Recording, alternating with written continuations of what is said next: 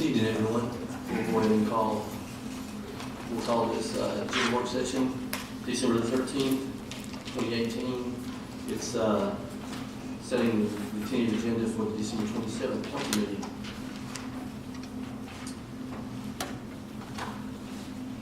Ms. Quarles, will you do the roll call? Mayor Williams, Here. Vice Mayor Elton, here. Councilmember Cagle, Here. Councilmember Chauncey, Here.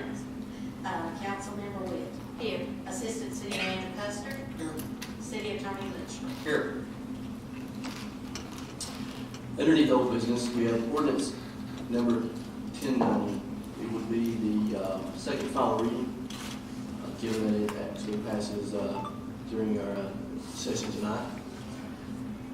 Ordinance 1090, an ordinance of the City Council of the City of East Ridge, Tennessee, to amend ordinance number 1078 entitled "An Ordinance to Provide Revenue for the City of East Ridge, Tennessee for the fiscal year of July 1st, 2018 to June 30th, 2019, appropriating the same to the payment of the expenses of the municipal government by designating a portion of the unassigned fund balance of the general fund and drug fund, and by changing the revenues of the general fund, and by changing the expenditures of the general fund, drug fund, and capital project fund."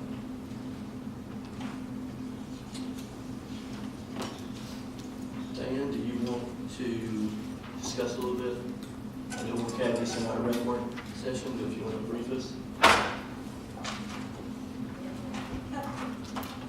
To be honest, I do not have one in front of me. Oh, okay. Sorry about that. That's okay.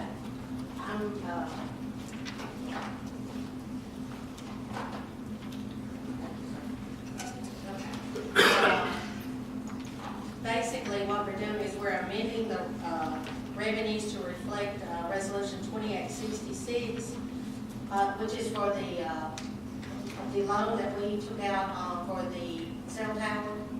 That was $725,000. And then we would also do an expenditure for that. And then we also have our increase in our miscellaneous revenue because Hamilton County 911 gave us back a refund for fiscal year 2018. It was not quite as much as they had budgeted for us to pay. That's the first time since I've been here that we've gotten money back. And then the expenditures are for the tower. We had to increase the election because it went up. We budgeted $6,000. It was $6,233 because so many people voted, and of course the cost for that. And then we have $30,000 for the engineering fees for the discussion tonight that Kenny will pass. If you pass it, then we will change that back too. And then the drug fund is to purchase more bulletproof vests for next year, because when we do the drug fund, we only put a small amount because we don't know how we're going to spend it during the year, and we amend it as we need it. And we have quite a few bulletproof vests coming up to be renewed, but they expire in 2019. Is that correct, Chief? Okay. And then the capital projects fund, I'm just moving some money from the Parks and Rec projects up to the streets to finish out exit one for the last bills that came in. That's what it is. Thank you. Council, does anyone have any questions concerning ordinance 1090? All right, as we move to new business, we have an unnumbered resolution, bids for fencing project in Camp Jordan. Bids to be open on 12/21/18. Yeah, that's correct. We had a previous bid opening. We had one person or one individual, one company come in and draw the bid, and then another attempted to bring one, and they were 5 minutes late to the bid opening, so we decided that it would be best if we just rebid the project. Thank you. Mr. Custer, any questions concerning bid for fencing? All right, next we have a special presentation of the public venture. Mr. Custer. Yes, Mayor and Council, I would like to introduce Bob Martino with the Chattanooga Red Bulls.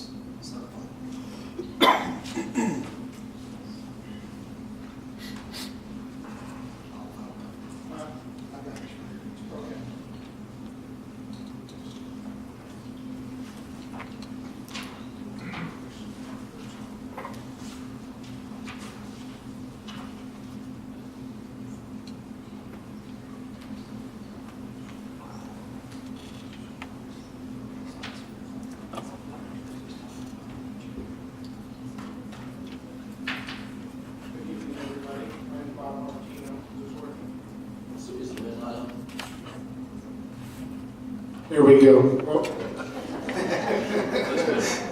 now it works. Well, good evening, everybody. Thanks for having us this evening. I'm Bob Martino with the Chattanooga Red Wolves, the owner, and with me this evening is my son Tony and Sean McDaniel, who's the president and general manager of the club. We are a USL League One professional team here in Chattanooga, and we'll be starting our season in 2019.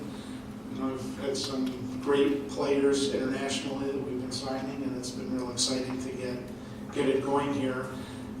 Camp Jordan being an amazing facility, we would really like the opportunity to get involved in it and help promote it and bring additional events and soccer activities into the camp. This first rendering up here. That's where you guys can see it. I didn't know that TV was up there. So this first rendering is one we put together. It's a design rendering that depicts a lot of the elements that we wanted to make sure that gave us the ability to talk about. What we want to do is bring in a training facility and have the opportunity to bring in some higher level events into the soccer world, into Camp Jordan. And it would allow us to host events like regional events, high school boys and girls soccer championships. There's a couple soccer leagues that are higher level amateur, ECNL on the ladies side, and so on. And then there's a league that we will be having in addition to our professional soccer team called the League Two, and it consists of higher level amateur college players and so on that are hoping and aspiring to get to a professional level. So that would be some of the uses in addition to having our players train at the facility. This highlights some of the elements I just ran over. The other element to the facility is obviously we have the locker rooms and some support facilities there with them that we bring in as part of the stadium. Meeting rooms for the coach to talk to the players and go over videos and so on. Yeah, that would be great.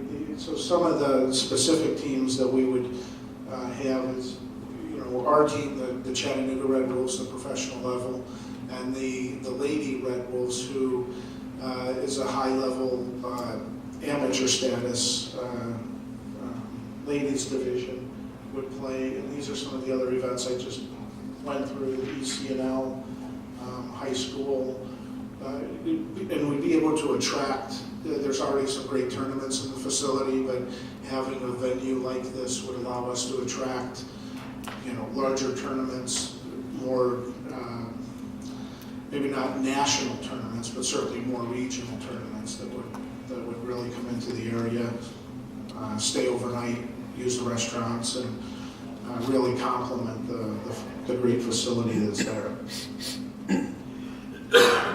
I'm happy to answer any additional questions or tell you more about our team or anything I can do this evening for you.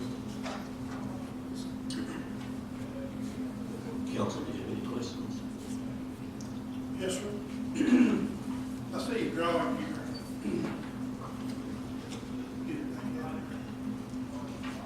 Where have you already looked at that about putting this? The training facility, we have not looked at other locations yet.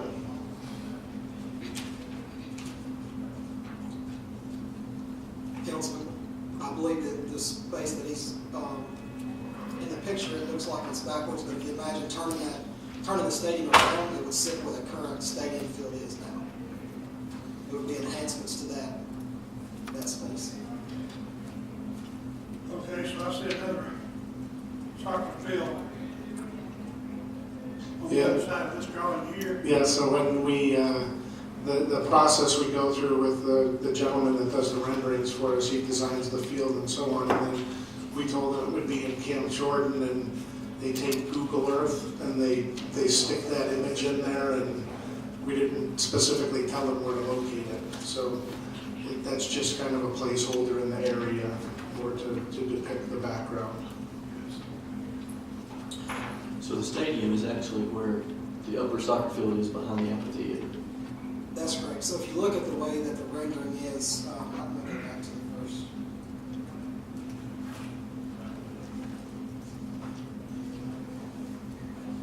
If you look at the rendering, and if you took that soccer field right there where the main part of the stands there and turn that around, you would actually be sitting in the stands on the hill looking back towards the mountain.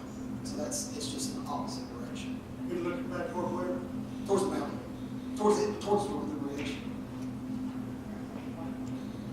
The stadium seats back up closer to the road. Yeah, so all the audio would project towards the park, not towards the residential. So there isn't actually a second field. Right. Not right there. It's actually next to it. Yeah. So again, it was a conceptual rendering. The rendering guy just puts together, but the idea would be to put it on the side of one of the sides there.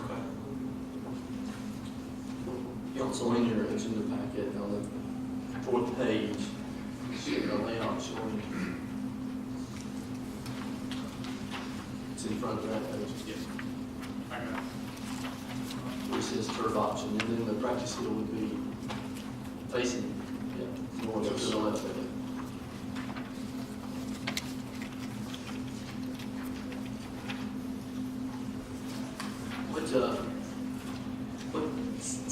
What type of season length do you envision with these teams that will be utilizing this? You know, it's pretty extensive. So, for example, we are starting our training in beginning February 1st, and it could very well be mid-January when we start. The season will run through October, depending on playoffs, and we may have some friendlies before the season starts as well. So it's getting close to a full year.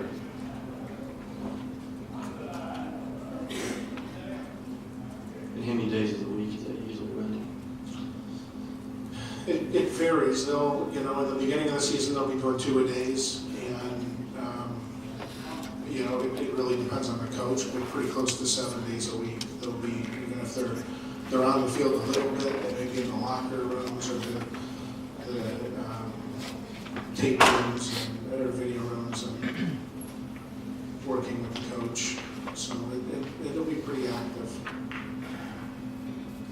The stadium would just be for the Red Wolves. No, we would have some of the other, the Lady Red Wolves. We would want to get high school. No local teams. No local teams come out there, participate on that field. Yeah, the intention would be to host high school championships and different events, but the high schools would be local high schools. So it'd be solely for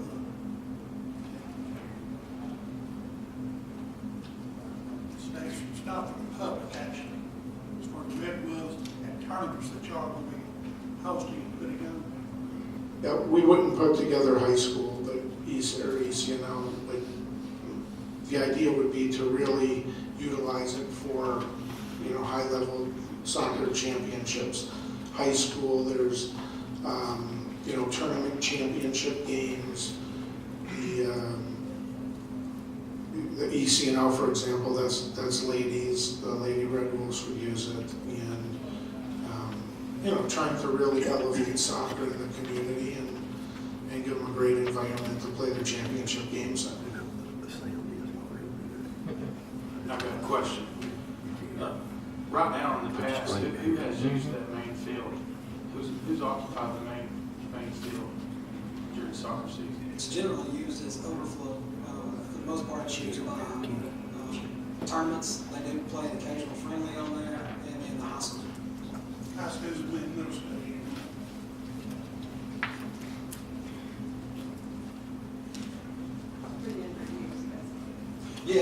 we've had the discussion about the high school is using it for this season, and it's negotiable. It's, working around what we already have in the system. They just identified this area as the place that they want to be. They will draw an initial proposal and give us the opportunity to address questions, concerns, to try to make, if that's the direction.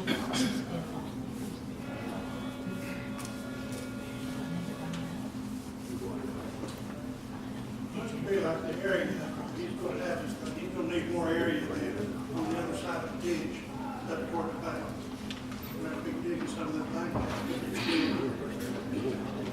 No, the field will remain the same size. The only thing that they would dig into the bank if they did would be for the press box and the actual stands itself, but it would probably be topography.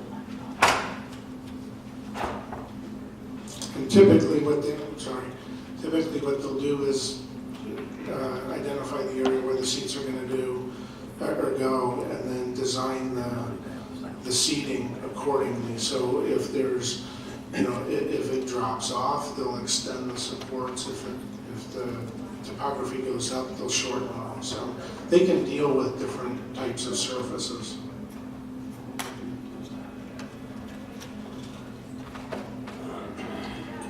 Didn't we already allocate funds to have this field astroturf? It was part of the original 2.3 allocation if the funds were available. That was the last priority of the project that Mr. Miller put the focus in what he wanted to do. Was our largest complaint was upgrading the restrooms and the fencing, making sure that those were adequate. So if the funds were left over, then it would be done in phase one. If not, then we would have to move on from there.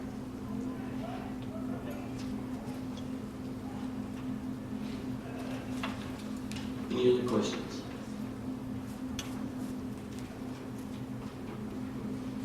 Awesome. Thank you very much. Thank you. Thank you all for your time.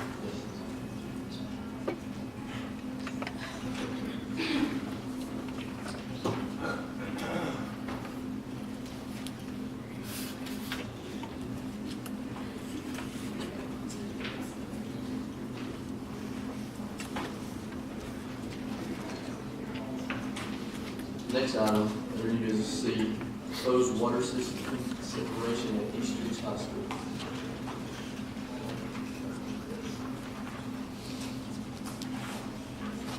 Yes, Mayor and Council, if you'll recall, when we entered into the interlocal agreement with Hamilton County on taking over possession of the East Ridge High School athletic facilities, part of that interlocal agreement required us to take over all the billing as it related to utilities, and currently that is only one meter that's being built to the high school.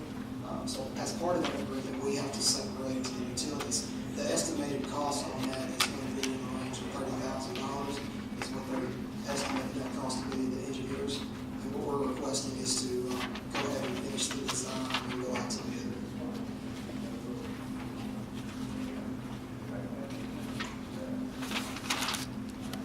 Mr. Custer, any questions?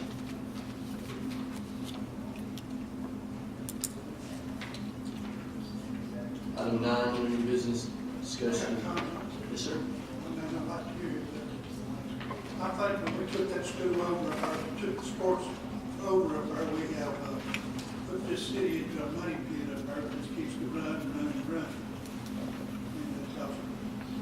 other things up there that need to be done that we haven't done. For instance, one is the soccer, not soccer, but the tennis courts we promised over a year ago. That we need to put money in the budget, and we got to spend it.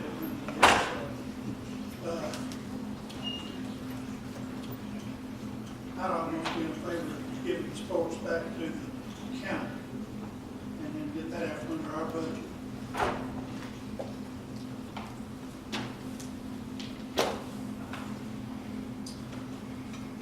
Thank you, sir. Thank you. Any other discussion? Item D, discussion of purchase of property located at Oakdale Avenue and East End Avenue for the construction of the dog park / animal control facility.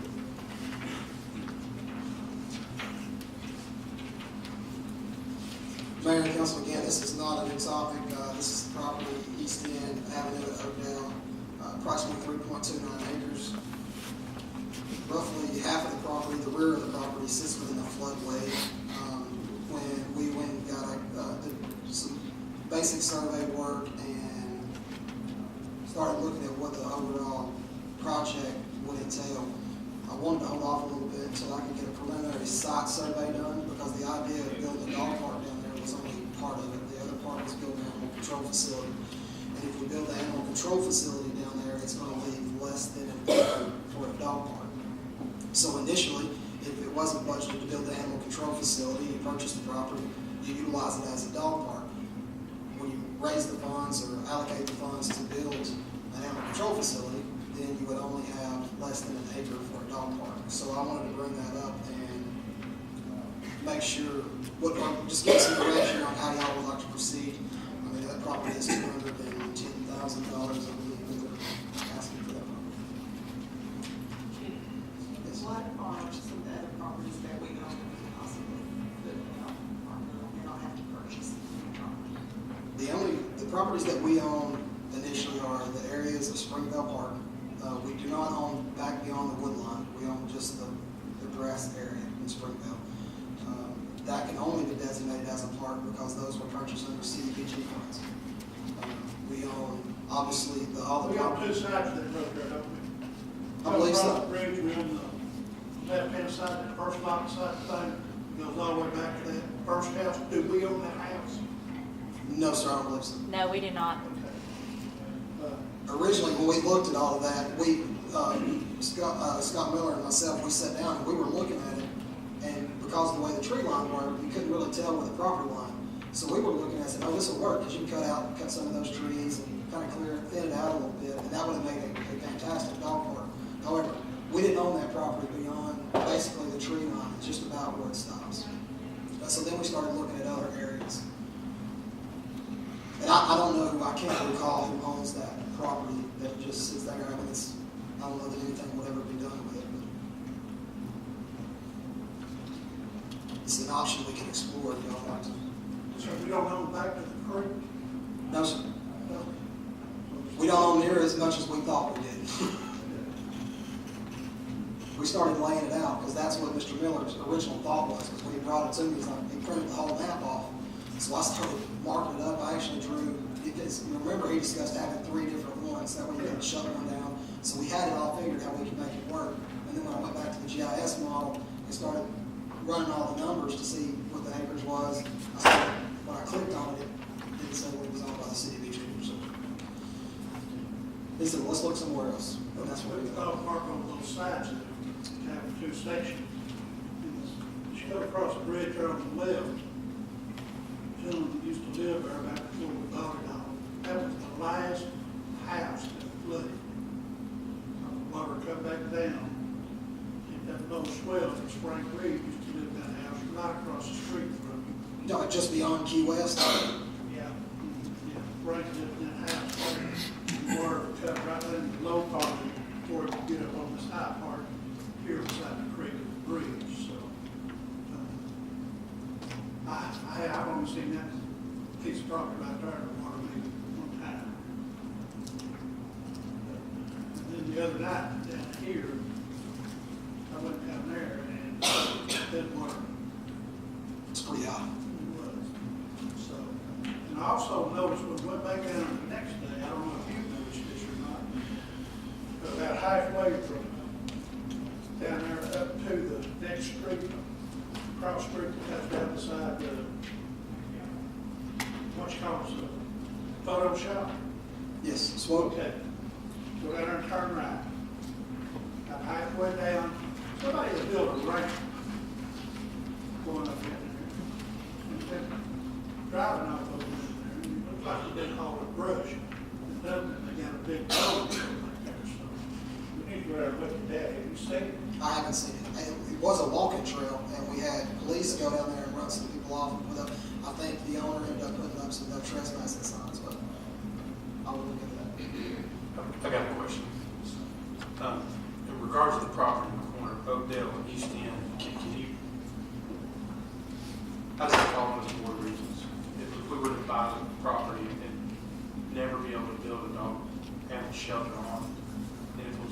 dog park? So it's the reimbursable cost. It's not for the animal shelter at all, for an animal control facility, but it is for the park. So if we pay $210,000 for this piece of property, turn it into a dog park, we get the full reimbursement back. It's rebated over. Okay, it's over a period of time. And that also goes with the other property that we, this is with the board. But when you're talking about that as a property on Springville, the whole thing is to build the dog pound, and the dog shelter, animal shelter, and the dog park. Originally, it was just the park, because we knew we still needed a shelter, but one of the main things on the recreational plan and study that was done was the discussion of dog park. It comes up regularly.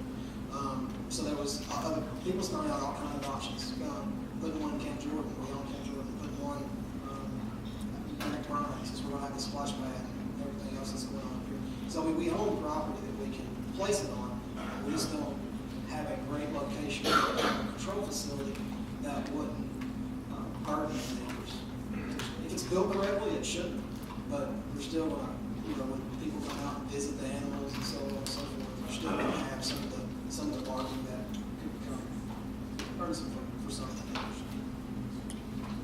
So identifying a location for that is somewhat challenging because there's limited places that don't back up to either another residential subdivision. And this one happens just to back up to the creek. However, the downside of it is you have to elevate it because it's within the 100-year floodplain. And when you elevate it, it takes away from acreage. I think, agreed, this is bigger than just a dog park. The animal control facilities in dire need, so, if we look long-term, this could be a very good location, centrally located. Okay, they could eventually budgeting, if we get it budgeted to build an animal control facility, this would be, I think, a good location, long-term. And in the short-term, it can be used as a dog park, so, but it's how the council wants to proceed. And ideally, once a site is selected, we would look at doing all the design and concepts within one budget and then construction within the next budget. So it would be a multi-year project.